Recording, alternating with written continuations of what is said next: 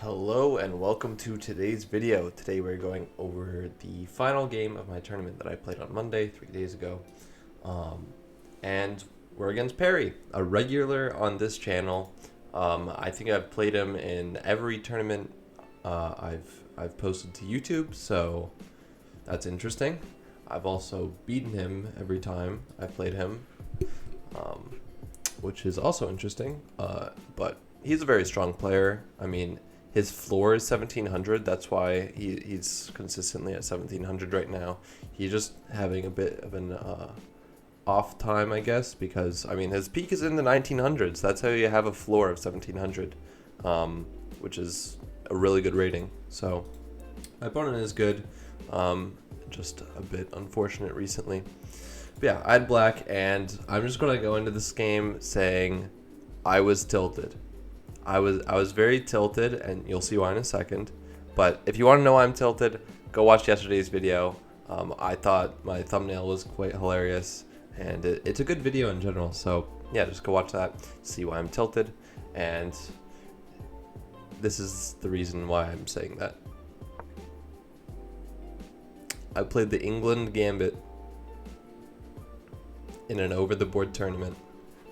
Of course, he accepts, and we go into normal stuff, and he plays knight to c3, not falling into the gambit. But yeah, I just take, and he tries trade queens, and I just play d6. It's very equal already. I mean, you kind of have to go and accept the gambit fully for you to try and fight for an advantage. Yeah, he plays f4, which I thought was actually pretty bad. First of all, it weakens up the king by pushing the f-pawn, and also now the bishop can't develop to the very strong f4 square later on. Yeah, I simply just take on d5, which is good, and slide my king over to d8. The reason I have to do this is because he was threatening a fork, and this is the only logical way to defend that fork. And if I go to d7, then I'm just blocking in my bishop, so that's why I'm going to d8. So yeah, he plays e4, and I play c6, kicking away his knight and making room for my king. So yeah, he goes back, and I develop my knight, kind of just putting pressure on this pawn, and he overprotects it with bishop to d3. Now I just simply play it bishop to e6, preparing to go here and bring my rook over. Yeah, he pushes f5, which is another very committal move. This is now a backwards pawn, which is very bad positionally. So yeah, I play bishop back, and he pins my knight with bishop to g5, and I unpin it with bishop to e7, simply developing. It's only a square I can go to right now with my bishop anyways, so not that big of a deal. He long castles, and I play king to c7. I don't know why it's called an inaccuracy. It's not. It's getting off the line of fire of the rook, preparing to bring my rook over, and yeah, it's just bringing my king to safety. The knight has no checks. Yeah, it's a good move. Yeah, he plays bishop c4, attacking my f-pawn since I'm not castled in that direction, and I protect it with rook h2 f8. He plays h3, and his idea, like, this isn't a bad move. The reason it's not a bad move is because after h6, after he goes here, I no longer have knight to h5, kicking away the bishop from this diagonal, because then he'll just slide back to h2. So h3 was actually kind of a smart move, defending against knight to h5, because putting pressure on this pawn is actually really smart. But yeah, it's not really in danger right now, but it is pressure, so I have to watch out for it. So yeah, I play rook to d8, rook 8 to d8, potentially protecting this pawn in the future after I move my bishop back to c8, potentially. Yeah, he strikes, I would say, quite prematurely with e5. I get a very equal position here after I simply just take and play king back to c8. It's just very equal here. Nothing really too special about this position, to be honest. I'd say like neither position is better. Yeah, he plays g4, solidifying this pawn structure against my bishop. Excuse me. And I play g6 to try and get my bishop some more space on this side of the board, since it's never going to go out to this side unless I push this pawn. But I'm never going to do that because this knight is restricted by my c-pawn, so it's very important that I have the pawn on this square. So he takes, I take, opening up my rook, which is very nice, and now I have more space for my bishop, although I can't really use it right now. Yeah, he plays bishop to d6, which is a premature trade. I mean, he had pressure on my knight, and he's kind of just allowing me to alleviate this pressure. And this move is essentially forced, so I didn't really have to think at all. I just have to take. Any other move kind of just seems a little dumb. Like, for example, if I protect, he has this move. Yeah, that's a bit rough. Oh, I have tactic here. Anyways, that didn't happen.